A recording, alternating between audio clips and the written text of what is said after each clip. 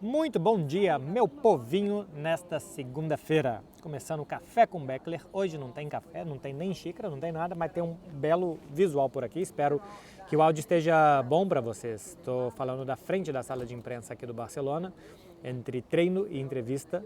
Então, vocês façam o favor de acompanhar todo o conteúdo que a gente vai mostrar para vocês nas redes sociais da TNT.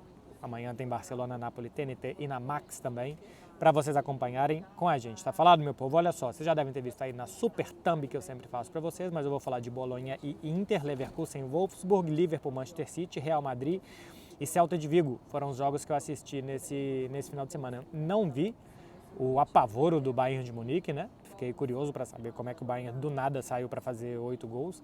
Tinha tido durante a temporada o Bayern algumas super goleadas. O Bayern passou por um momento de instabilidade, de alguns grandes jogos e maus jogos, para apenas maus jogos. E agora voltou uma semana de dois bons jogos, né? Mas não vi. Fiquei curioso para ver se o Bayern de Munique vai voltar no final das contas. Já está nas quartas de final da Champions, praticamente pode se concentrar só a esse torneio, já que não está na Copa da Alemanha e o Leverkusen já foi embora. Mas não vi essa super goleada. Seguinte, meu povo, Bolonha 0, Inter 1. Era um jogo que eu tinha muita expectativa pelo muito bom time do Bolonha, do Thiago Motta, que vem nas últimas semanas conseguindo bons resultados. Eu acho que especialmente ganhar da Atalanta, que é um time bom também, como foi na última semana, credenciava esse time que tá ali no G4.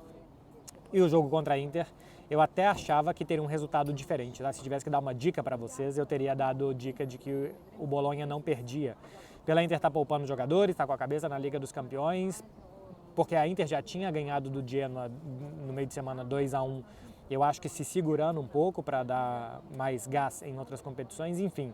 Achava que seria diferente. Se a gente for pegar, a Inter deu um passo atrás nesse jogo, não em atuação, não que jogou mal, pelo contrário, acho que jogou bem, acho que no primeiro tempo, inclusive, poderia ter feito mais gols, mas dá aquele passo atrás da Inter se adaptar muito ao seu rival. O Bolonha gosta da bola, o Bolonha do Thiago Motta é um time de posse, é um time de ataque, então o que a Inter fez foi tudo bem, podem ficar com a bola, podem atacar e a gente vai esperar para contra-golpear vocês. 40% só de posse de bola a Inter, em finalizações foram 19-5 para o Bolonha só conseguiu finalizar 3 no alvo. Isso tem a ver que o Bolonha não sabe chutar no gol, mais ou menos, mas tem principalmente que a Inter dificulta os chutes poderosos, os chutes mais perigosos dos seus rivais, se protege muito bem. O Bolonha praticamente não conseguiu mesmo criar chances perigosas e a Inter, por outro lado, teve com o Marco Thuram, teve no primeiro tempo mais chances de marcar. Mais uma vez a Inter dando passo importante para o título italiano e em nível de atuação, jogo competitivo, mais uma vez jogando muito bem, se adaptando ao rival. Quando a Inter precisa atacar, precisa se impor, precisa ir para cima, ela consegue. Quando ela precisa se fechar, quando ela precisa ver o que o adversário vai fazer, dançar a dança do outro, ela também consegue. É um dos times mais completos da temporada por esse tipo de coisa e mostrou mais uma vez contra o Bolonha. Passando já para os jogos de domingo, porque sábado eu só assisti esse, Leverkusen 2-0 no Wolfsburg. O Leverkusen teve mais uma vez, eu acho que é o terceiro jogo consecutivo, ou o terceiro jogo numa sequência muito pequena, que o Bayer Leverkusen que o adversário do Bayer Leverkusen tem um jogador expulso muito cedo, né? Tinha sido assim, acho que contra o Colônia e acho que contra o Mainz também, que tiveram, contra o Mainz acho que foram 2 erros individuais do goleiro, mas contra o Colônia teve jogador expulso muito cedo do adversário, e isso condiciona muito o jogo, que normalmente já seria do Bayer Leverkusen atacando, do adversário se defendendo, mas com um jogador a mais, isso fica ainda mais evidente. O Bayer Leverkusen, outra vez, custou a gerar muitas ocasiões de gol, custou a entrar com facilidade na área do adversário, aquele time insinuante, que você não sabia para onde ia no início da temporada, eu acho que já não existe mais. Estão um pouco cansados, parece, acho que física e emocionalmente, né? Assim, a concentração constante cansa. E também estão administrando, né? Conseguiu fazer um gol com Telha no primeiro tempo, em um bom passe do Grimaldo, que mais uma vez participa dos gols.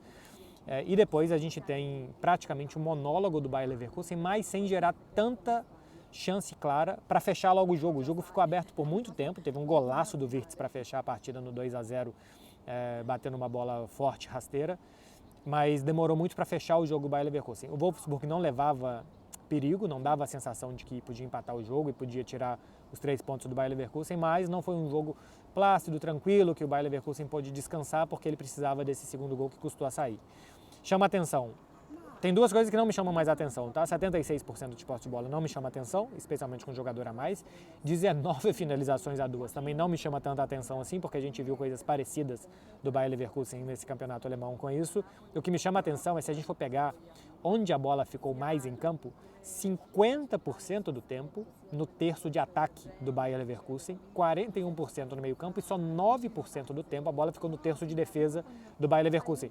Isso era porque o Bayer Leverkusen saía jogando, inclusive, nem é porque o Wolfsburg estava atacando 9% do tempo, era simplesmente para a saída do Bayer Leverkusen. Foi um grande monólogo, mas com essa dificuldade. É um time que acho que desde a saída do Boniface em 2024 continua ganhando, continua invicto, vai ser campeão alemão, está 10 pontos na frente do Bayern de Munique, mas já começa a encontrar mais dificuldades com o adversário lendo o seu jogo, se precavendo e também por esses condicionantes de ter um jogador a mais e do adversário falar, bom, agora se fechar e ver por quanto tempo é possível resistir. Passando talvez para os dois filés mignons do final de semana esportivo, bom, um nem é tão filé mignon assim, que é Real Madrid 4-0 no Celta.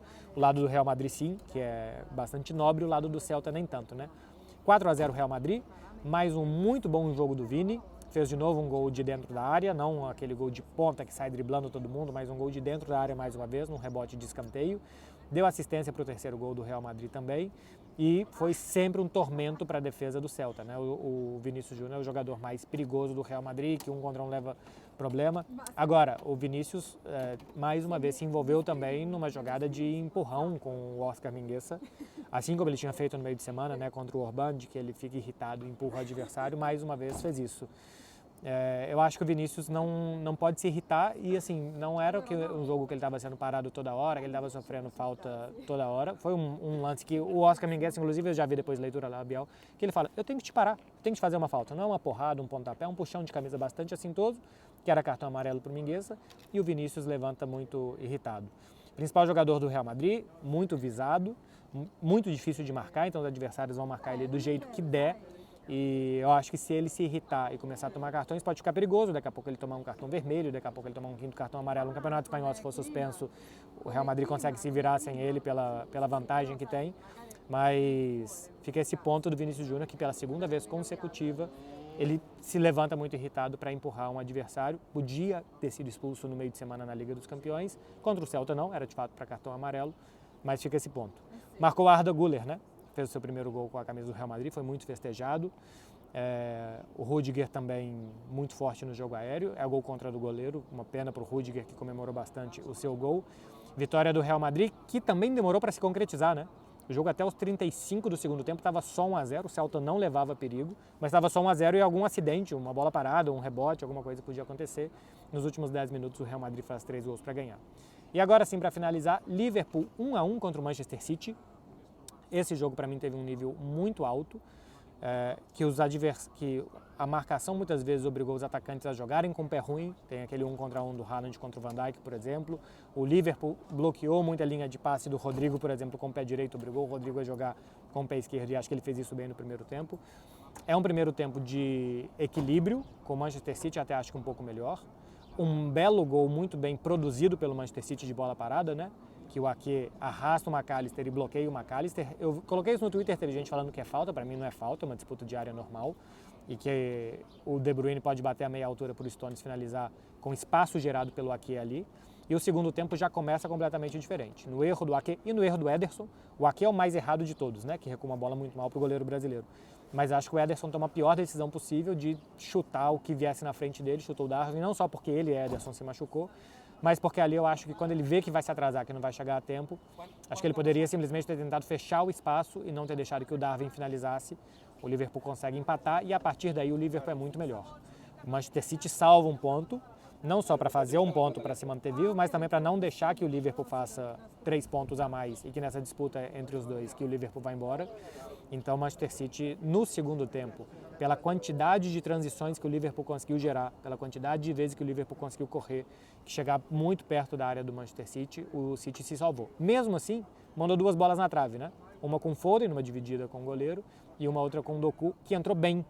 Normalmente, para quem acompanha aqui o Café com Beckler já viu que eu costumo criticar o Doku, porque acho que não se adaptou ainda essa temporada, mas entrando no decorrer do jogo foi bem e o Julián Álvares foi muito mal.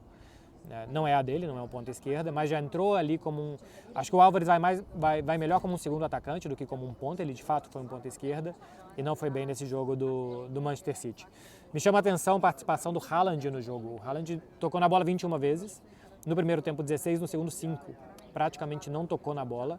E eu acho que no segundo tempo, em alguns contra-ataques do Manchester City, o Haaland se antecipou no movimento, não dando a opção de passe para ele. Então, quando o Doku arrancava, o Haaland acho que se antecipava e chegava no primeiro pau muito rápido e ficava sem a possibilidade de que fizesse um passe, de que fizesse uma assistência ao Doku. Acho que não foi um bom jogo do Haaland, para mim foi um muito bom jogo do Van Dijk marcando ele, inclusive naquela jogada do mano a mano do primeiro tempo, que ele obriga o Haaland a carregar para o pé esquerdo, que também é bom, mas é menos bom, e que ele acaba finalizando para a boa defesa do goleiro do Liverpool. O Manchester City teve um pouquinho mais de controle depois das mudanças no segundo tempo, a entrada do Kovacic e a saída do De Bruyne.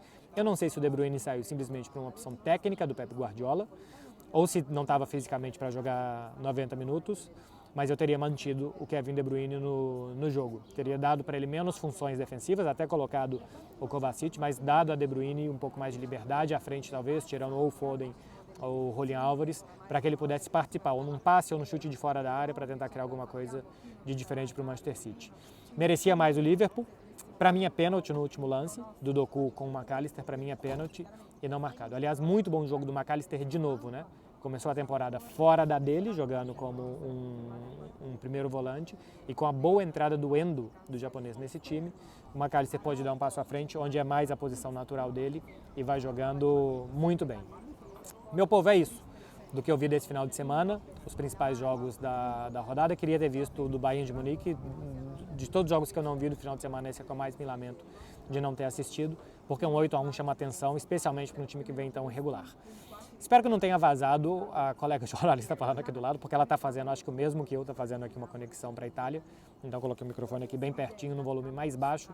Espero que tenha ficado numa qualidade boa para vocês. Gente, faz favor de se inscrever se você chegou até aqui, de curtir para me ajudar esse vídeo. Amanhã tem prévia de Barcelona-Napoli aqui para vocês no canal e também dicas da KTO para os outros jogos da Liga dos Campeões. Amanhã tem pós-jogo de Barcelona-Napoli também e quarta-feira pós-jogo de Inter e Atlético de Madrid. Lembrando, todos os jogos você acompanha na Max, o Barcelona e Napoli estará também na TNT Esportes. Boa semana para vocês, meu povo. Muito, mas muito juizinho mesmo.